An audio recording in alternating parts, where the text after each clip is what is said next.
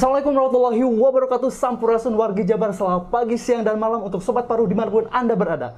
Jumpa lagi dengan saya Tabi dalam acara yang penuh edukasi, informasi, dan promosi, tentunya di channel Rumah Sakit Paru Dr. Haratin Sulu.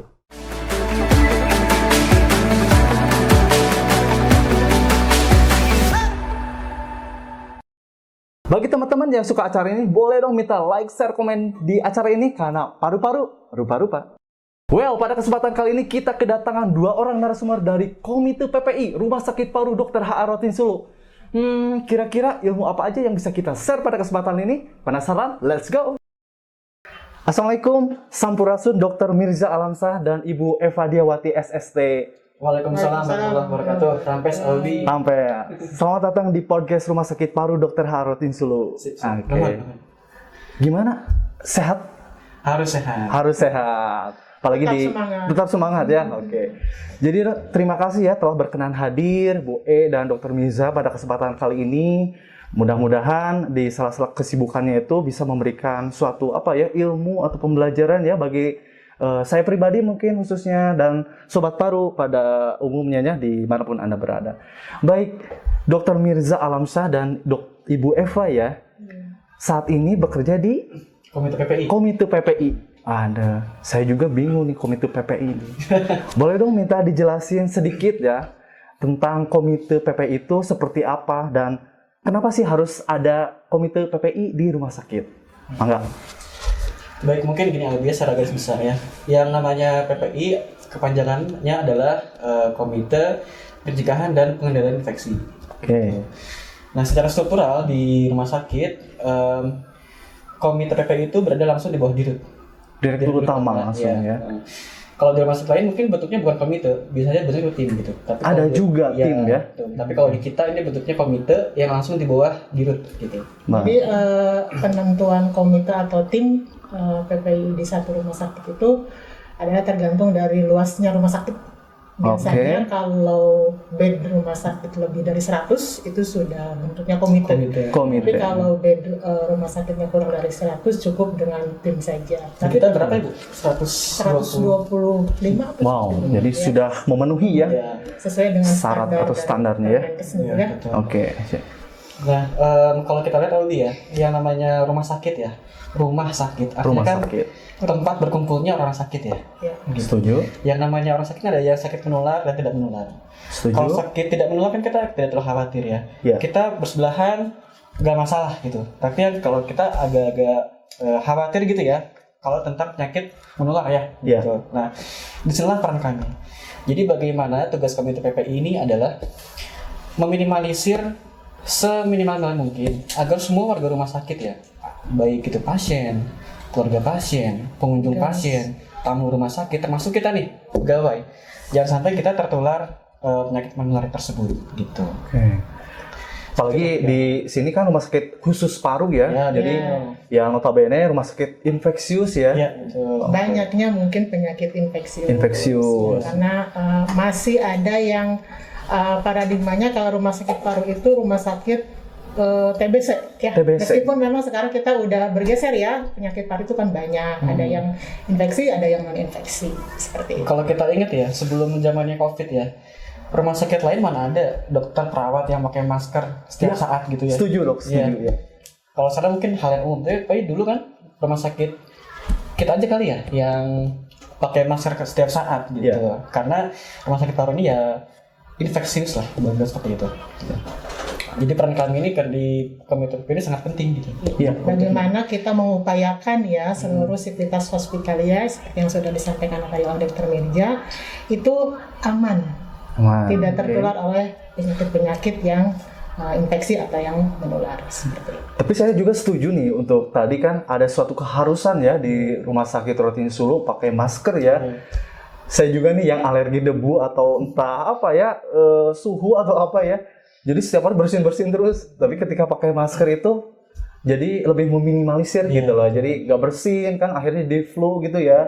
Dan notabene ketika kita kondisinya kurang baik, ketika berada di lingkungan yang infeksius, khawatirnya kan malah kita punya bebekalan gitu ya dok ya. Iya, ke rumah gitu ya. Jadi ya salah satu manfaat juga ya bagi pegawai ya bahwa ada keharusan.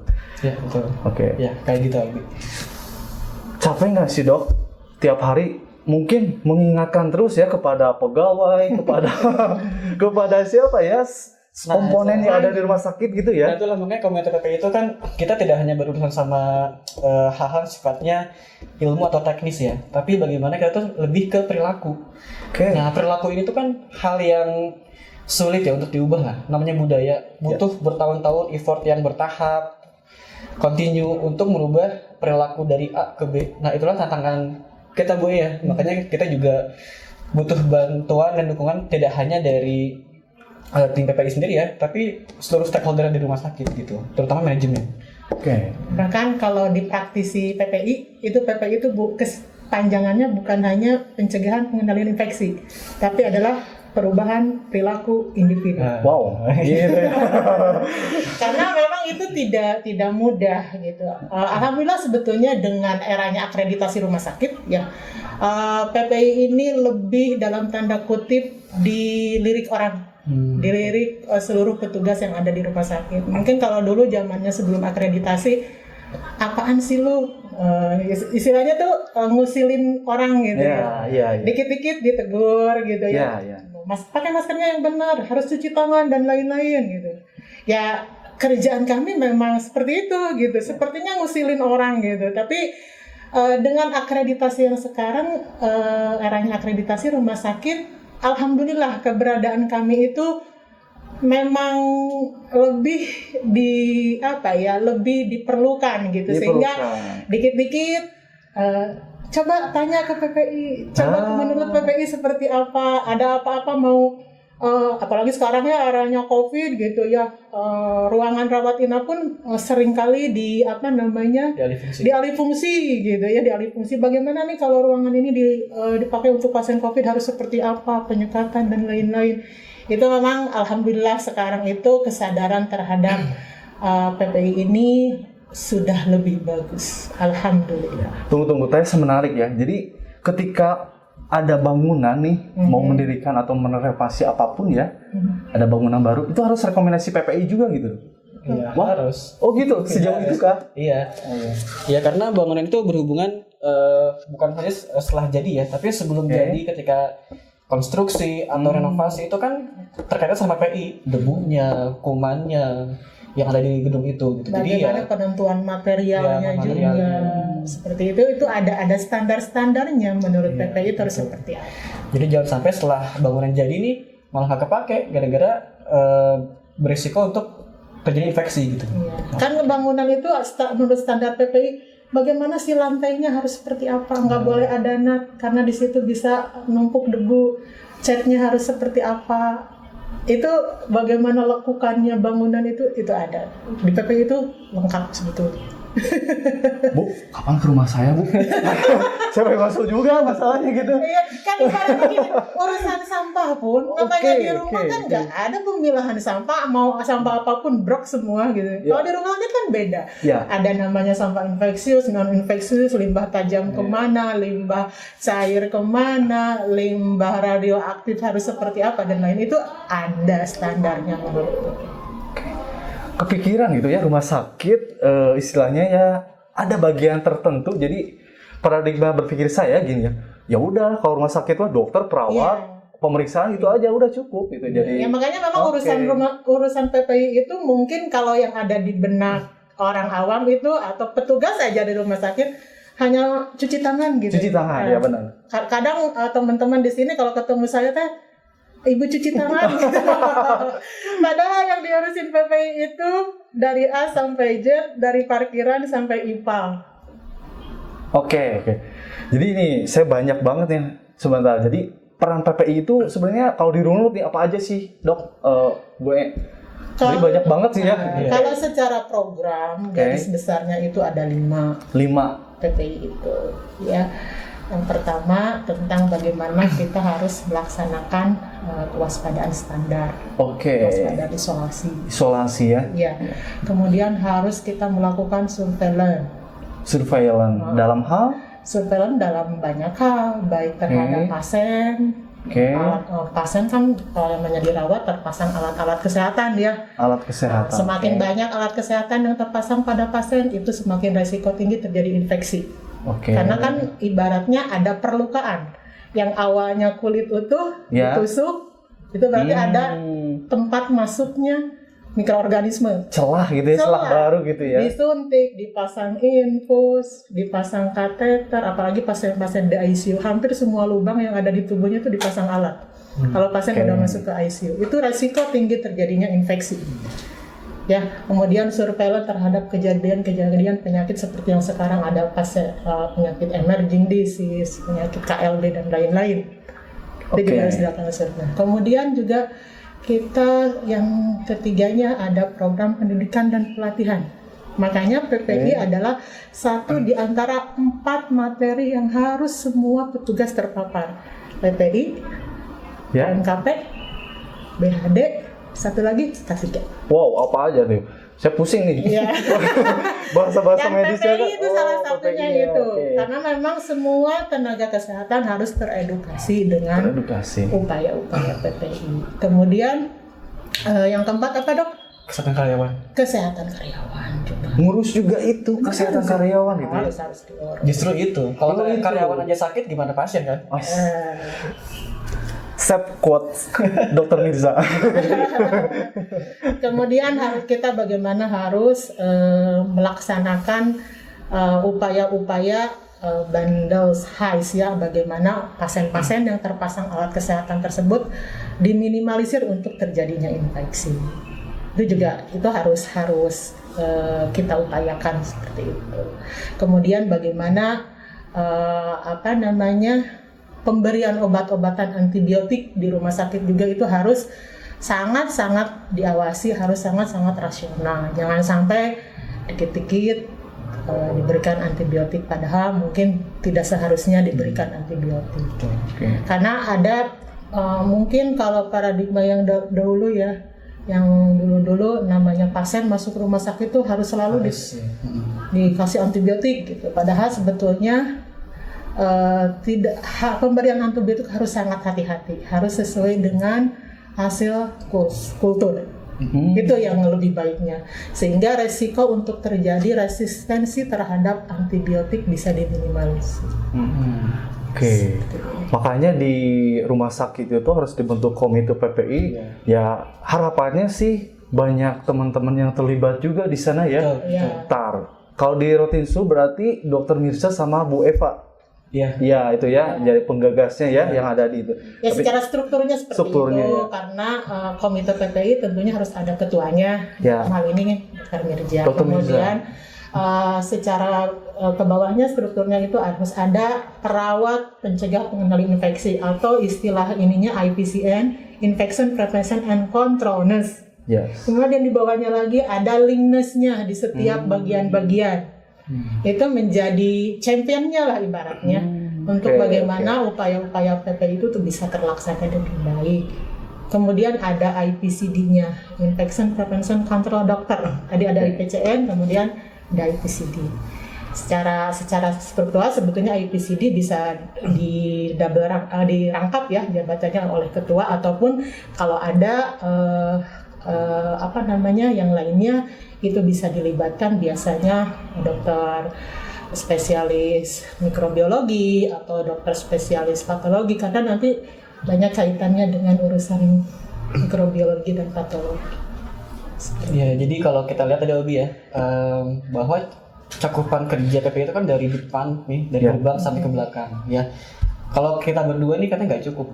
Makanya dibentuklah tadi champion. Mungkin yang purna waktunya saya sendiri. Yang purna waktu itu artinya tidak ada tugas yang lainnya, gitu ya. Karena memang itu tadi cakupannya luas, satu rumah sakit, jadi harus ada satu orang yang concern, istilahnya mengontrol. Semua upaya-upaya PPI bisa terlaksana di semua unit. Disebutkan bahwa di RS itu terdapat penyakit yang menular dan tidak menular ya Dok ya. Ya contohnya saja sekarang sedang pandemi COVID ya Dok ya. Kita mempunyai protokol kesehatan nih. Nah, seberapa pentingnya sebenarnya protokol kesehatan di dalam penularan COVID, Dok? Gitu. Jadi kan momennya kita COVID nih di rumah sakit, rumah sakit infeksius juga gitu, Dok. Oke. Kira-kira nih kata Albi, COVID itu bahaya nggak? Bahaya, bahkan sampai ada yang meninggal ya. Ya. Oke, jadi pertama kita setuju dong kalau COVID itu berbahaya ya. Oke. Jadi harus ada langkah-langkah untuk mencegah bagaimana cara agar kita tidak tertular. Ya. Ya, gitu. Nah sebetulnya ketika kita bicara prokes atau protokol kesehatan ya, kita harus tahu dulu kenapa ada prokes yang 3M itu dulu pertama kali. 3M. Ya. Kenapa ada protokol yang 3M itu? Karena kita melihat, para peneliti melihat bagaimana sih sifat dari penularan si virus COVID itu. Oke. Ya. Virus COVID itu kan disebabkan oleh satu jenis virus dari keluarga Coronaviridae. Nah, sebetulnya keluarga Coronaviridae ini sejak zaman Fir'aun dulu, ini sudah menginfeksi saluran nafas kita. Gitu. Kalau mungkin ada Awi pernah dengar ada pneumonia, ada SARS ya, gitu. Ada MERS. Itu semua Coronaviridae. Jadi dari keluarga yang sama dengan COVID sekarang gitu. Jenis virusnya. Nah, untuk virus SARS-CoV-2 yang penyebab COVID itu ditularkan melalui tiga cara ya. Pertama dari kontak langsung. Ya. Kontak handphone? Bukan. Kirain komedi terus ini. Ada kontak Dr. Mirza nih.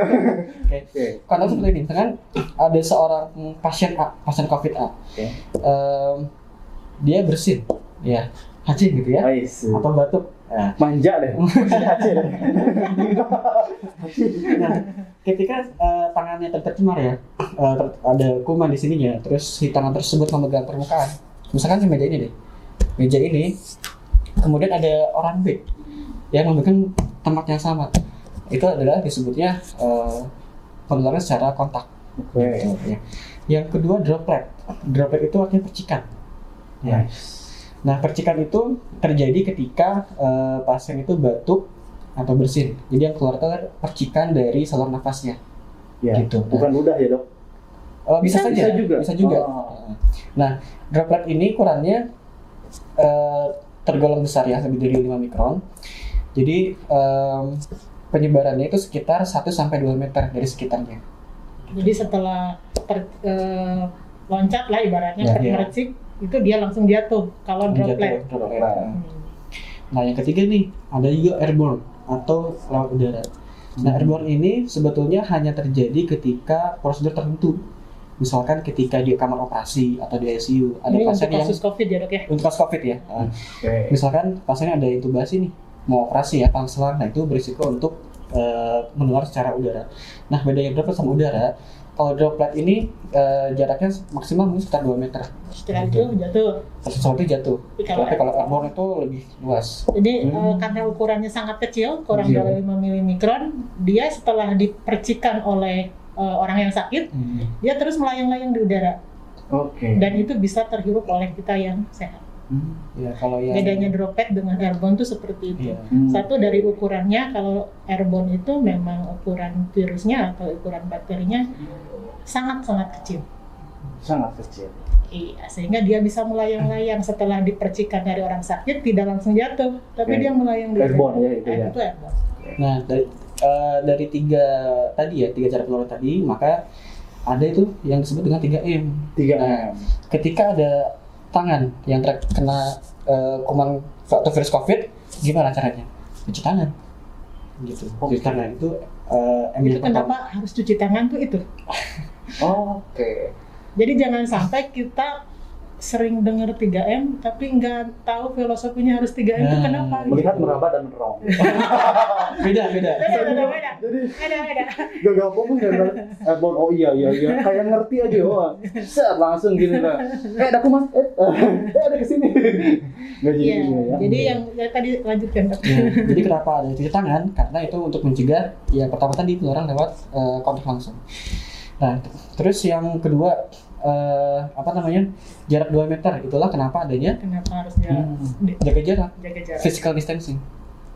Karena tadi kan dia bisa mercik sampai 2 meter jaraknya. Ya, 2 meter. 1-2 meter. Karena makanya kenapa kita harus jaga jarak. Supaya kalau ada orang yang batuk yang kena COVID, kita tidak langsung terkena. Oke. Itu kenapa harus jaga jarak. Yang ketiga dong. Nah, itu juga sama ya ketika untuk memakai masker ya. Ketika ada seseorang penderita COVID ya, antara memakai masker dan tidak memakai masker, maka risiko untuk menularnya sangat kecil. Gitu. Jadi karena tersaring sama ini. Nah, cuman bagaimana cara memakai masker yang benar nanti akan kita coba praktek ya, gitu. Dari tadi sih saya juga gagal fokus dok. Ini narasumber ngapain bawa karet-karet itu apa? Itu bawa masker, pakai kemudian, itu. Kemudian satu hal lagi, kenapa juga harus memakai masker kan tadi setelah dijelaskan bahwa memang penularannya kan bisa lewat airborne. Artinya ketika kita tidak menggunakan masker, otomatis si kuman itu bisa terhirup oleh langsung ya dok. Ya, jadi nggak ada penahan gitu ya, semacam dinding barrier. Nah, okay. Dan memang kita tahu sendiri kan bahwa pintu masuk si virus COVID ke dalam tubuh kita itu melalui mukosa ya, mukosa mata, hidung dan mulut. Makanya kenapa harus ditutup dengan masker? Oke, kirain makanya harus ditutup dengan shampoo Pak sebenarnya. Dengan masker kan? Nah, seperti itu. Makanya pemakaian masker itu harus betul. Ada yang suka pakai maskernya di bawah dagu. Ya. Asa kesindir saya. Apalagi misalnya tadi disambungkan dengan kenapa harus cuci tangan. Biasanya kan area ini tuh area yang paling sering kita sentuh. Betul nggak sih? Iya, betul. Ya. Kadang kalau apalagi yang sudah sudah biasa kalau batuk bersin nutup dengan tangan ya. Ya otomatis ketika tidak cuci tangan kita tangannya udah kotor, terkontaminasi, nutup ini masuklah kulit. Jadi nggak boleh ya gini bersin gitu ya. Apalagi misalnya kalau nakes, karena misalnya kita melakukan tindakan ke pasien itu biasanya jarak antara kita dengan pasien itu kan dekat. Resiko terjadi percikan. Makanya harus bisa sampai dilindungi sampai mata juga.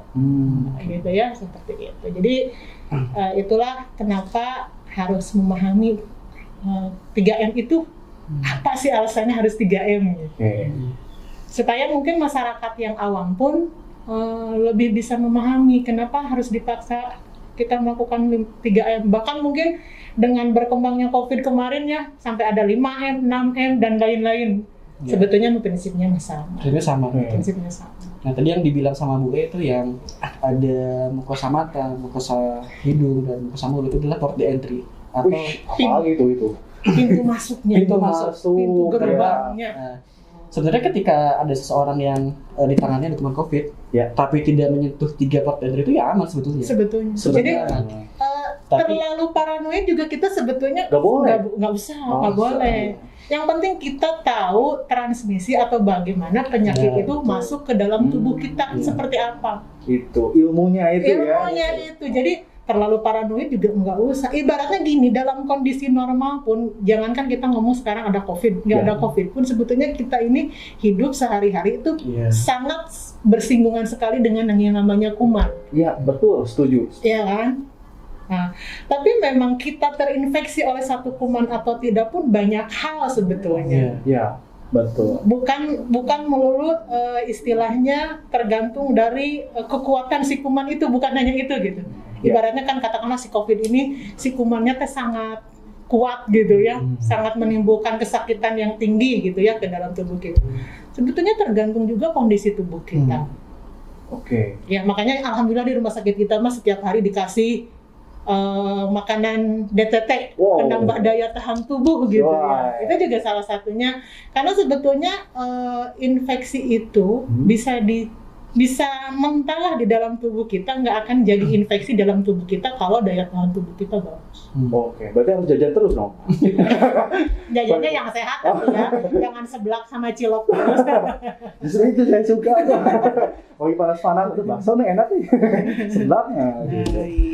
Jadi memang saya juga penasaran dok, Bu E ya, saya lagi naik motor, tiba-tiba di stopan.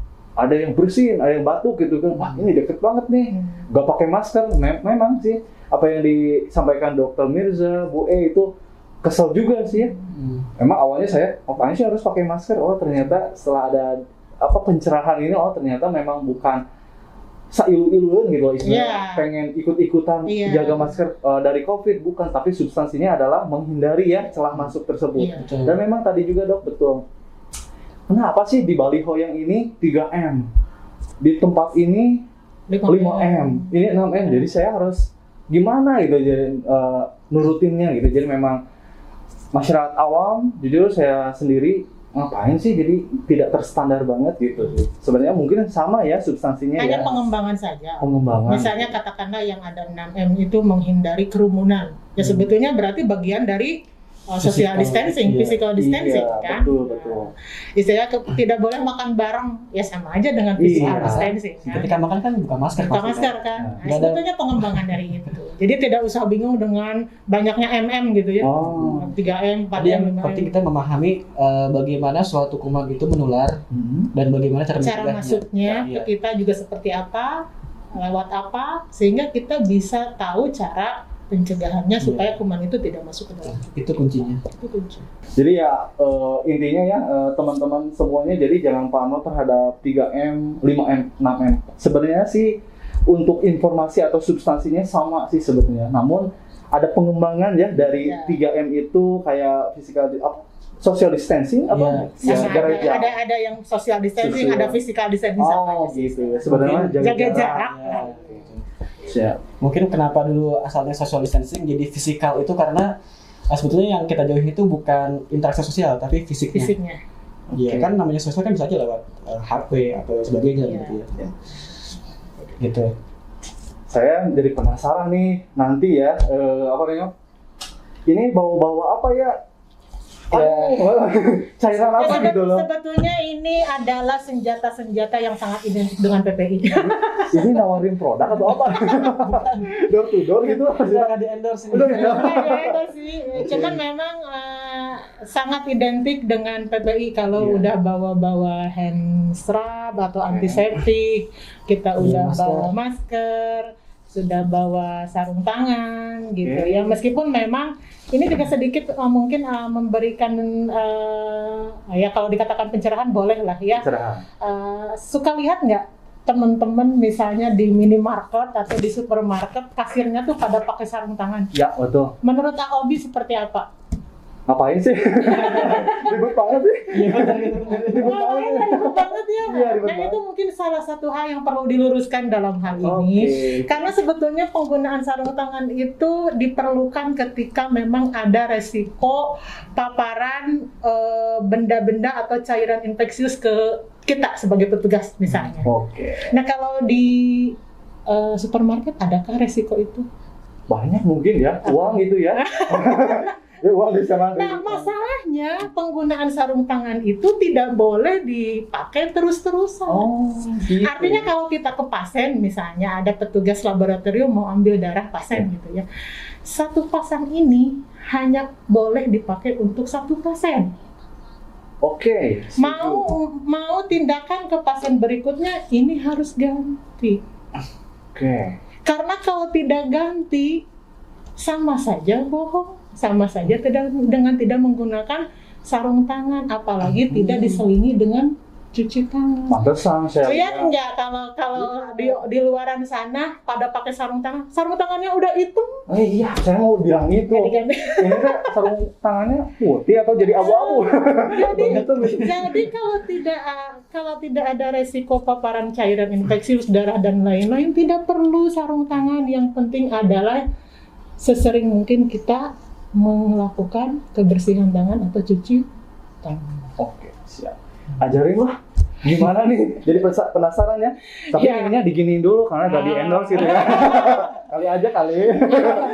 Ya sebetulnya kalau kita bicara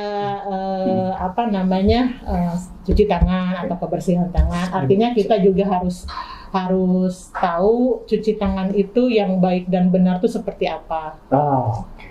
Jadi kalau istilah bahasa Tasik mah nggak asal kecebak-kecebok ya. Apa tuh kecebak-kecebok ya? Sebetulnya pastilah kita dari kecil selalu udah diajarkan ya sama orang tua sebelum tidur cuci tangan, cuci kaki, sebelum makan cuci tangan. Nah permasalahannya cuci tangan kita tuh udah bener belum? Oke. Karena tujuan dari cuci tangan adalah bagaimana kita mengupayakan seluruh permukaan kulit yang ada di tangan kita itu harus bersih dan harus tergosokkan atau tersapu dengan antiseptik. Baik itu antiseptik yang seperti ini atau penggunaan sabun. Karena cuci tangan tuh ada dua macam. Ya. Ada yang menggunakan antiseptik, ada yang menggunakan Sabun. air dan sabun. Mana sih yang lebih baik? Kalau menurut penelitian, sebetulnya ada sedikit perbedaan tapi tidak terlalu signifikan. Jadi artinya pakai ini baik, pakai air dan sabun juga baik. Hanya saja mungkin momen-momennya yang membedakan. Kalau misalnya kita, katakanlah kalau kehidupan sehari-hari habis makan, pakai tangan, kemudian pakai sambal gitu ya. Ikan asin. Pakai ikan asin. Gitu. Rasanya kurang efektif kalau cuci tangannya pakai ini. Lengket ya. Seperti itu. Begitupun kalau di rumah sakit, di medis gitu ya. Kalau tangan kita kena darah dan lain-lain kan tidak efektif juga menggunakan ini. Jadi artinya tergantung situasi. Ya, bahkan istilah di PPI, kalau tangan kita tampak besi seperti ini mah enggak pakai ini. Kalau tangan kita kotor, leledokan gitu ya, kena darah dan lain-lain ya tidak mungkin pakai ini karena tidak akan efektif, malah meratakan si darah itu kemana-mana kan kalau pakai ini. Boleh saya coba dulu nggak? Jadi artinya sebetulnya lahirnya antiseptik ini adalah bagaimana pada kondisi-kondisi tertentu memang kita tidak bisa menjangkau fasilitas wastafel ya cuci tangan. Jadi terciptalah ini. Kalau misalnya kita di perjalanan ya atau kondisi tangan kita tidak kotor boleh pakai ini. Jadi tidak bisa dipukul rata ya bisa pakai ini. Nggak bisa ya. Jadi harus tahu juga. Harus tahu indikasinya. Kapan menggunakan ini, kapan harus menggunakan air dan sabun. Air mengalir ya. Air mengalir. Jangan air kobokan. Wah. Ya. Suka ada kan ya di restoran yang masih suka ngasih air kobokan, ya itu janganlah ya. Kalau kobokan di gitu ya. Jadi saya mau nanya gitu aja. Pinter nih cari salahnya. Ya bisa aja lah. Tapi kan kalau prinsipnya kobokan mah ya kotoran yang udah lepas ya nempel lagi. Ya, apalagi kalau misalnya pakai namanya apa? Mengeringkannya pun harus pakai tisu. Jangan pakai lap yang dipakai bareng-bareng. Suka lihat yang udah hitam entah dicuci kapan gitu. Kudil. Kucel endekil. Ya, jadi hindarilah kalau misalnya di restoran ada yang ngasih air kobokan, mending kita sedikit ada upaya jalanlah ke wastafel gitu. Ya, udah pasti ada lah wastafel kalau di restoran mana mungkin enggak. Ya, apalagi sekarang ya. Pandemi gitu, jadi memang program itu gencar ya, jadi wajib mungkin di tempat makan. Balik lagi mungkin ke cuci tangan. Jadi harus betul kalau menurut panduan dari WHO, cuci tangan itu ada berapa langkah dok? Nanti dulu. Berapa langkah dok? Tes dulu, saya dulu tes dulu ya. Albi berapa langkah? Berapa ya? 2 langkah dari rumah. Aduh, pacar 5 langkah. Saya pengen tahu nih ke teman-teman Sobat Paru juga, tolong nih koreksi juga nih, saya benar nggak atau nggak salah? Boleh. Jadi ya, saya bisa mengevaluasi selama ini saya mengedukasi udah benar nggak ya? Udah berhasil tidak ya? Jadi saya deg-degan sendiri nih, aduh. Boleh? Silakan. Itu apa, Lip? Gak lihat. Aduh, gimana nih, guys? Caranya gini nih. Aduh, cara ngambil ini pun sebetulnya ada caranya. Udah salah nih. Mau ngambil dia udah salah nih. Kemudian segimana sih kita ngambil ininya? No, benar. No, gitu. Ibaratnya ini kan obat lah ya. Ibaratnya ini obat.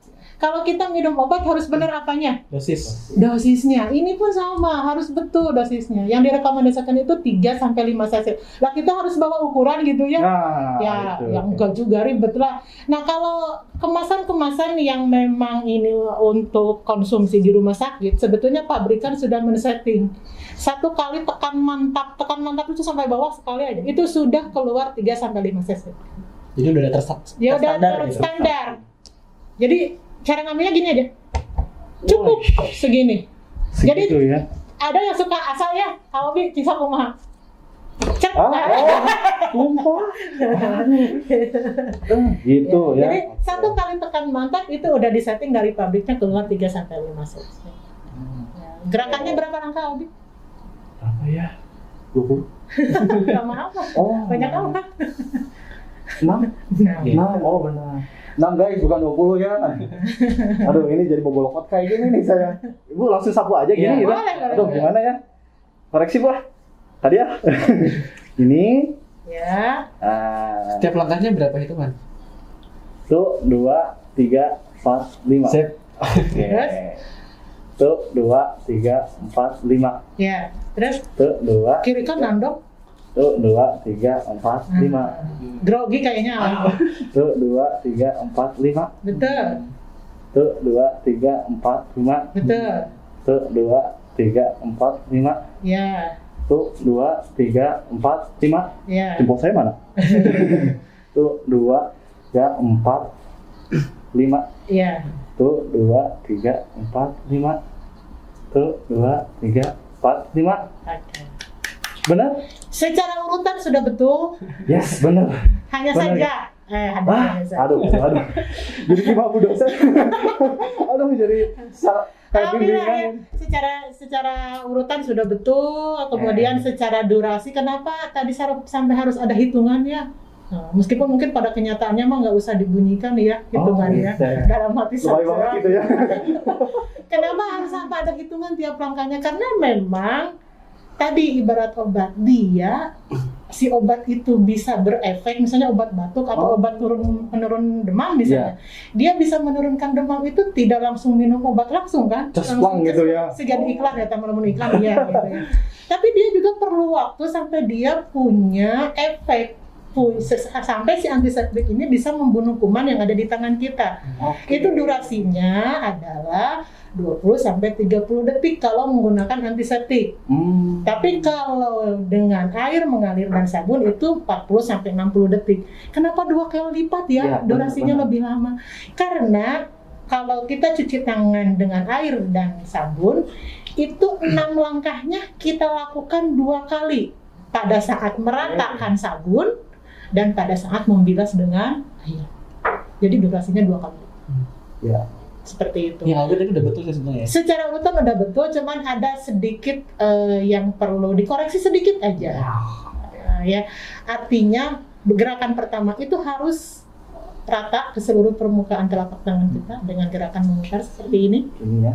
Ya, kemudian yang kedua ini harus punggung tangan digosok masuk ke sela-sela jarinya sampai ujung seperti ini. Kemudian jangan lupa area sini.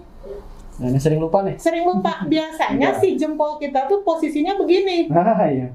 Kalau begini area sini nggak kena. Jadi harus seperti itu. Ketahuan deh. Saya ketahuan tadi. Kemudian kiri kanan, ya jangan lupa karena tangan kita kiri kanan. Yang ketiga, udah betul tadi ya, seperti ini. Jadi bukan begini atau bukan begini. Sela-selanya gitu ya. Atau bukan begini. Ada yang suka begini aja, ada yang begini. Tapi ini harus masuk dengan sela-selanya. Ya, kemudian ini yang keempat. Tadi Awabi bolak-balik sepertinya cukup sekali ya. Karena ini udah saling genggam. Kemudian yang kelima, ini juga sama. Ada yang cuman begini doang. Begini doang. Kalau begini doang posisinya, area sini tuh tidak kena. Tersapu gitu ya. Jadi harus begini posisinya, tidak tersapu, tidak tergosok. Jadi harus seperti ini. Ya, kemudian kiri kanan. Ya. Yang terakhir adalah ujung tangan. Jari ya? Ujung jari. Salah, digoreng 100. Ujung jari. Ya, seperti ini. Benarkah apa yang diungkapkan Bapak seperti itu? Itu akan sangat terlihat kalau kita menggunakan cat akrilik. Aduh. Jadi tadi apa ya ini mainan Dr. Mirza. Kalau pakai ini kan tidak terlihat ya di tangan kita. Udah tersapu rata atau tidak. Ya. Nah, Dr. Mirza mau praktek? Baik, kita akan uji coba ya menggunakan cat akrilik supaya kelihatan ya. Apa yang saya bilang barusan, gerakan kelima harus seperti ini ya, gerakan kedua harus seperti ini. Itu kalau benar ini semua bagian akan warna merah. Harus rata. Harus rata ya. Harus rata. Tidak. Nih. Ini akan terlihat. Nih. Saya mulai ya. 1, 2. Jadi saya dosennya. Ayo. Nih, kata saya. Kalau posisi jarinya seperti ini, Bu, jarinya ini ayat ini nggak kena kelihatan kan? Iya. Tapi kalau begini kena semua. Sapu ya. Sapu ya. Tuh. Iya. Ya, ini Iya. kena semua. Kalau posisi ibu jarinya begini. Dia yang ketiga. Ini yang keempat. Yang kelima. Nih, posisinya gini. Kalau posisinya Ya, gini, arah sini benar. nggak kena. Iya. Tapi kalau seperti ini, tersapu semua. Ini yang saya sebutkan tadi ya. Nah, seperti ini.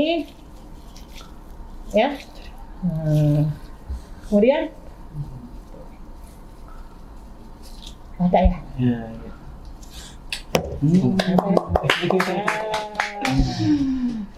Sekaligus saya mengajarkan cara membuka sarung tangan yang benar. Nah, iya itu. Ibaratnya ini darah ya.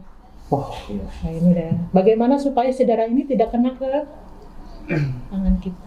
Ya, ini pegang seperti ini. Prinsipnya glove to glove, skin to skin. Ya, jadi pegang aja begini. Gini langsung ya. Nah, pegang aja. Pelan-pelan, jangan Jadi sampai. jangan yang ininya ya. Jangan. Orang kan wah ini aja gitu jadi Karena ini sudah dibuka, ya. jadi jangan pegang bagian luar. Jadi dari sini. Aman ya, bersih, tidak kena. Iya. Tepuk tangan buat saya. Yang sebelumnya setelah kita melepas satu APD harus diikuti dengan cuci tangan. Cuci tangan. Sebelum dan setelah kita menggunakan APD harus cuci. Wah, tadi ya Dok, Bu E sudah apa ya? Kita mengajarkan atau ya mereview kembali ya bagaimana cuci tangan yang benar itu. Nah, sekarang nih ini senjata satu lagi nih. Ini masker ya. Saya pakai masker juga. Tapi sebenarnya ada tata cara khusus ya atau memang standarnya seperti apa gitu ya. Oke. Gimana? Mau saya coba dulu atau langsung sama Ibu? Ya, sebetulnya mungkin Gimana? kita harus dari mulai kita di masyarakat kan sejak era pandemi ini, pandemi ya. Covid ini adalah bagaimana jenis masker pun sangat variatif. Ya. Yang saya pakai dengan AOB aja udah berbeda ya. Aduh, saya salah. Minta dong satu. Dengan AOB aja berbeda gitu ya. Tapi mungkin kalau kita di rumah sakit dan sebetulnya yang direkomendasikan oleh Kementerian Kesehatan sebetulnya adalah masker bedah. Masker bedah. Meskipun mungkin di masyarakat ada yang masih menggunakan masker kain, Ya. itu juga tidak bisa kita ya Dok ya, nggak bisa dilarang 100% enggak sih. Hanya memang ada perbedaan dari tingkat filtrasi atau efektivitasnya. Dia kemampuan menyaring kumannya ya. Kalau masker kain itu kurang dari 50% ya, dia bisa menyaring kumannya. Tapi kalau masker bedah, ini namanya masker bedah. Yang seperti ini tuh masker bedah ya. Bisa sampai 80% dia menyaring kuman. Dari Oka maksudnya? Kenapa? Masker bedah dari Oka? Bukan. Istilahnya ini masker medis atau masker bedah ya. Seperti itu. Kemudian ada yang lebih tinggi lagi namanya N95. Dia bisa menyaring sampai 95%, namanya juga N95 ya. Jadi sebetulnya tidak ada masker yang bisa sampai 100% menyaring. Itu belum ada. Ya. Jadi hanya mungkin kita juga harus mengenal bagaimana cara penggunaan yang betul. Nah, itu. Masker penting itu sendiri juga, ya. Selain dari jenis masker apa yang kita gunakan, tentunya kita juga harus tahu bagaimana cara menggunakan masker dengan benar. Dimulai dari mana bagian luar, mana bagian dalam. Aubi, mana bagian dalam, mana ini bagian luar. Luar nih kayaknya nih, karena Kenapa menunjuk ini bagian luar? Alasannya apa? warnanya lebih kontras mungkin. Dari warna. Oh, bukan ya? Ada yang warnanya putih dua-duanya. Iya juga. Terus dari mana? Mungkin ada besinya ini. Besinya itu bukan luar dan dalam patokannya. Bukan besi, apa sih namanya? Kayak kawat lah ya. Mungkin ini liputannya. Kalau kawat ini untuk menentukan kawat ini berarti di bagian atas. Oh gitu. Ya. Kalau Mungkin yang luar dan dalamnya? Lipetannya mungkin Bu. Ya, betul. Gitu ya. Sebetulnya ini sudah dirancang selain dari arah lipatan, sebetulnya yang arah lipatan ke bawah itu yang bagian luar. Oh iya. Supaya apa ya yang arah lipatan ke bawah itu yang di luar? Supaya kalau ada kuman dan lain, kalau misalnya ini dibalik, ini di luar, arah lipatannya ke atas kan? Iya. Dia bisa nempel itu ya. Sela-sela ini. Sela Ya, itu. ini kan kalau ini bagian luar, jadi kalau ada kuman itu dia bisa nempel. Tertampung kali ya. Dan dari bahannya pun kalau yang bagian luar ini udah anti air lah ya. Oke. Meski bukan anti air dalam berarti tidak basah ya, air dicelupkan karena air masih tetap basah.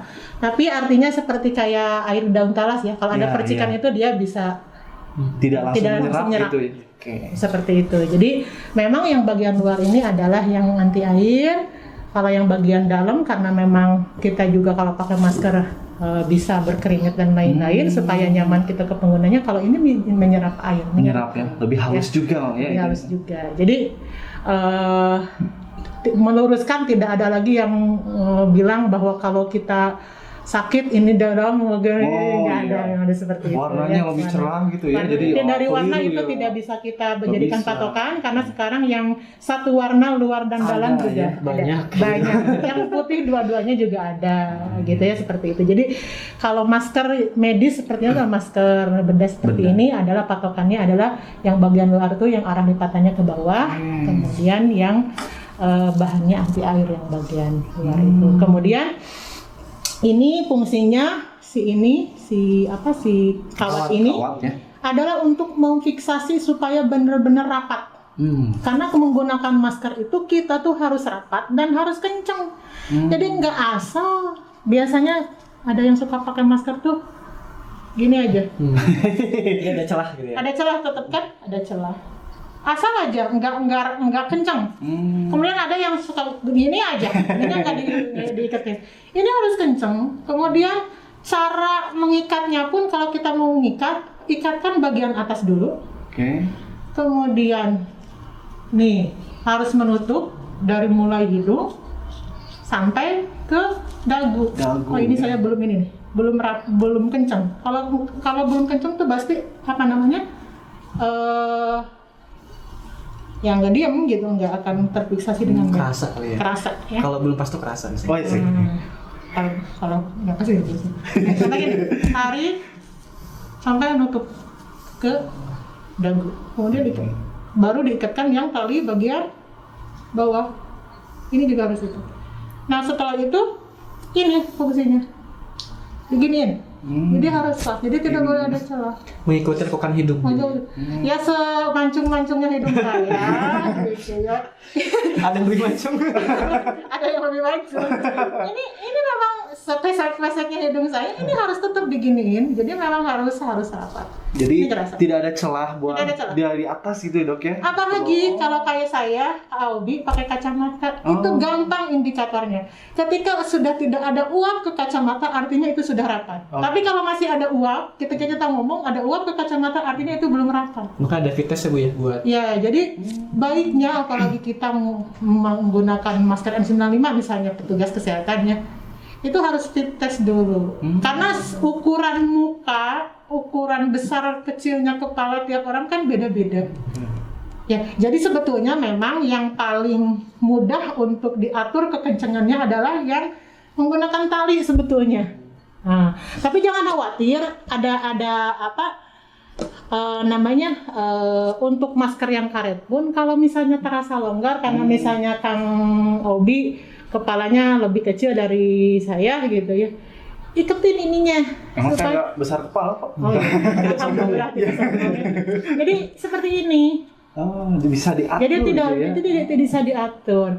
Ada juga yang waktu itu CDC pernah mengeluarkan kebijakan yang ininya tuh di giniin ya. Oh iya betul. Di apa sih namanya? Cuman memang itu teh agak cukup merepotkan ya dok ya.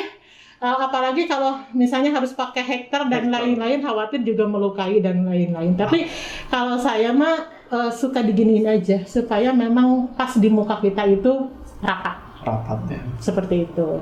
Kemudian tadi ini juga ada tata caranya ya ketika kita mau membuka. Iya benar. Sebetulnya prinsipnya APD apapun, kalau kita mau membuka artinya si APD itu udah dipakai dan kita beranggapan APD itu sudah terkontaminasi. Artinya tidak boleh memegang area luar dari APD itu. Begitupun masker. Tadi ketika masang, yang diikatkan terlebih dahulu adalah yang bagian atas. Kalau ketika kita melepas, bukan bagian atas dulu yang dilepas. Kalau bagian atas dulu, nih resikonya begini. Resikonya si bagian ini tuh nempel ke kita.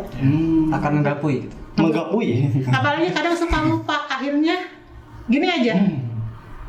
Ya, tidak terbuka semuanya. Tapi harus bagian bawah dulu. Kalau bagian bawah dulu gini kejadiannya. Ini akan lebih safety untuk petugas. Seperti ini. Kemudian begini. Jangan dipegang bagian ini. Seperti ini bagian talinya saja, langsung masuk ke tempat sampah infeksi. Jadi jangan digulung-gulung gitu ya. Jangan digini-gini, apalagi dimasukin.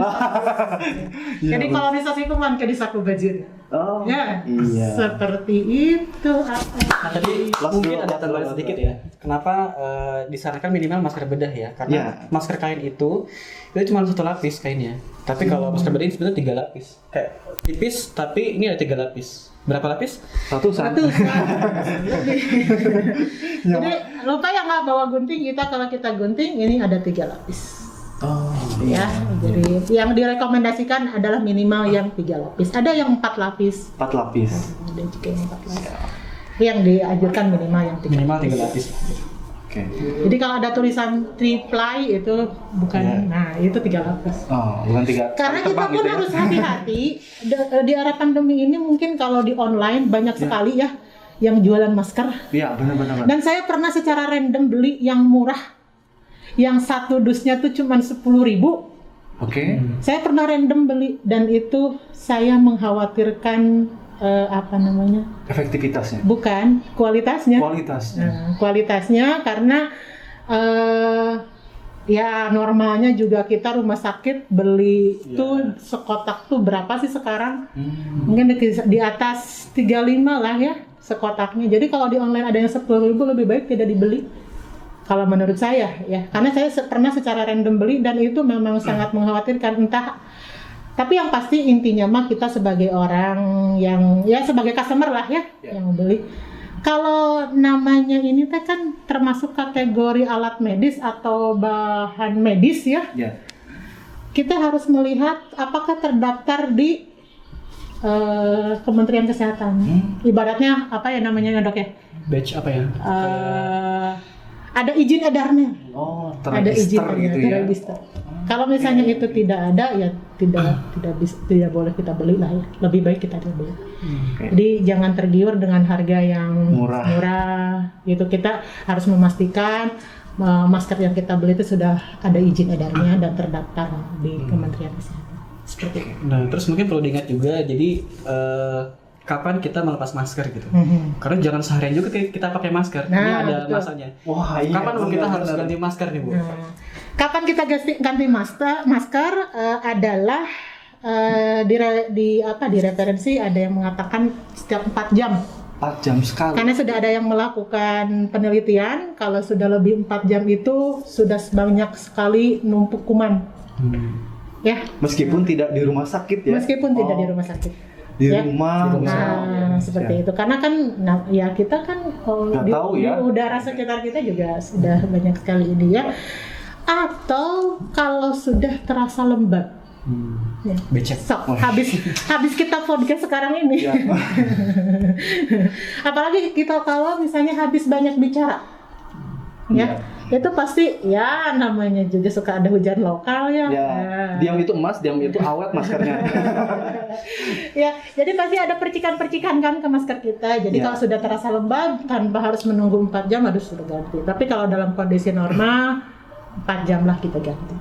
Jadi tidak bisa seharian. Dan masker ini sekali pakai ya, disposable. Jadi tidak bisa dicuci kalau yang seperti ini.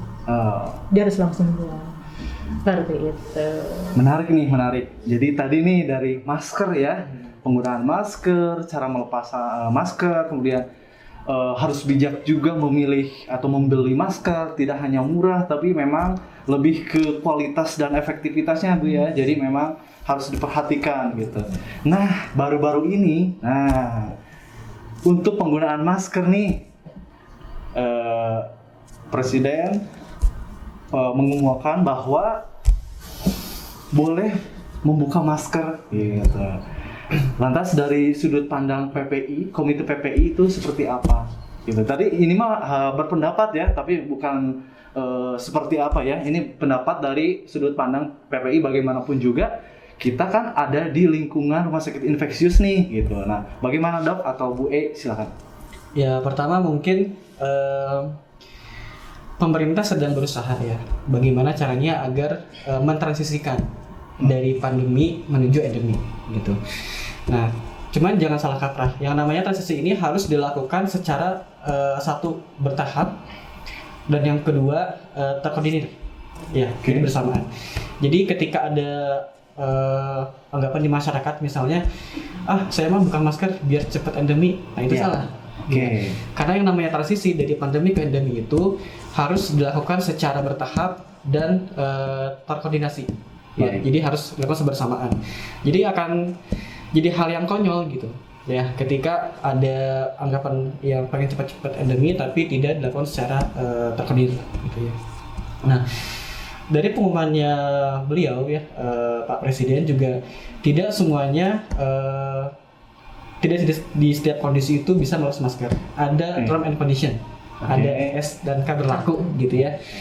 Jadi ketika kan syaratnya ketika di udara luar ya, dan di luar pun tidak boleh dalam kondisi sedang berkerumun. Ya, ketika ada lansia atau orang yang punya komorbid ya, atau ada yang tahan tubuhnya lemah, tetap dianjurkan memakai masker. Ya, jadi sekali lagi yang namanya himbauan itu menuju ke sana sebetulnya, menuju dari pandemi ke endemi, tapi tetap sekali lagi harus dilakukan secara bertahap dan bersamaan terkoordinir gitu ya. Mungkin Bu ada tambahan mungkin? Ya, betul, saya setuju dengan yang disampaikan oleh Dr. Mirza. Betul bahwa kita memang menuju endemik ya.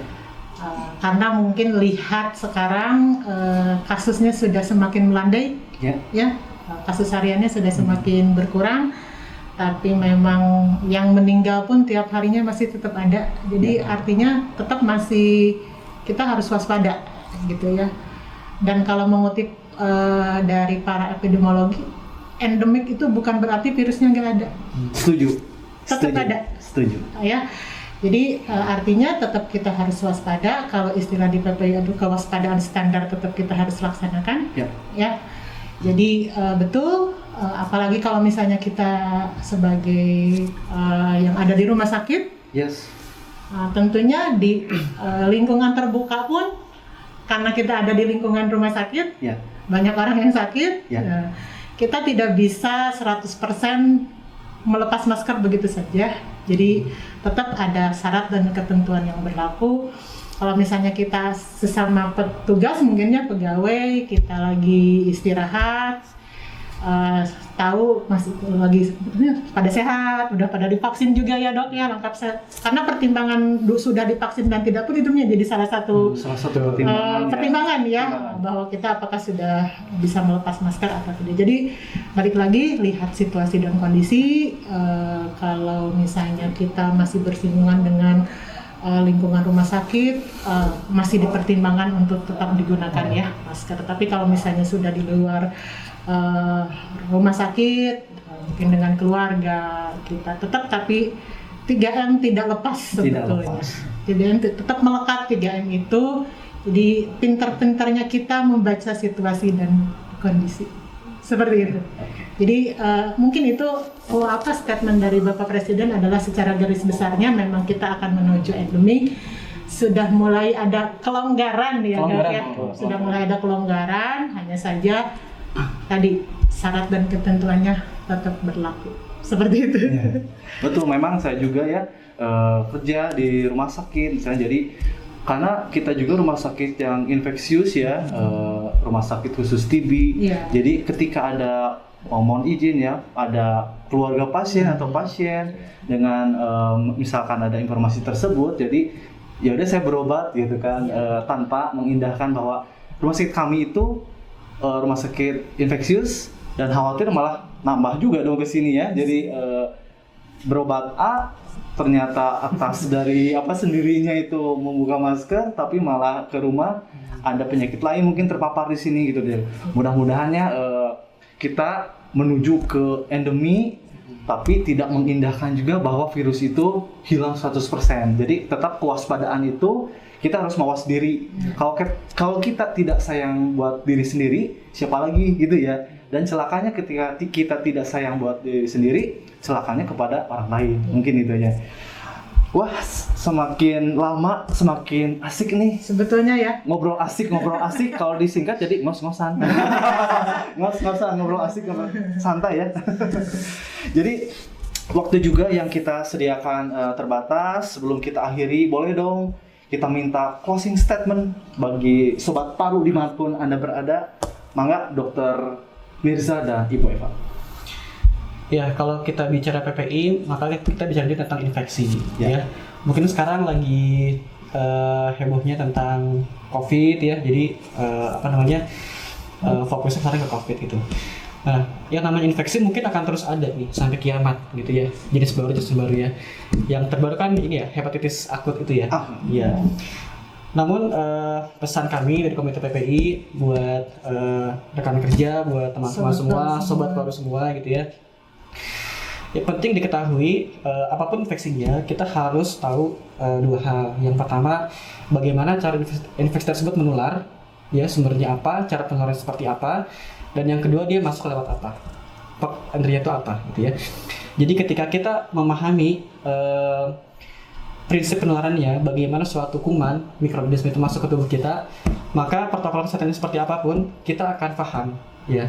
Mau 3M, mau 5M, mau sekian M, ya. Prinsipnya itu akan tetap sama selama kita tahu bagaimana cara kuman itu masuk ke tubuh kita, gitu. Oke. Ya, itu yang pertama. Yang kedua, tadi sudah disampaikan Bu Eva, sebagaimanapun canggihnya infeksi ya, sebagaimanapun hebatnya atau virulensi dari suatu penyakit, tetap yang jadi tameng kita adalah imun tubuh, daya tahan tubuh, ya.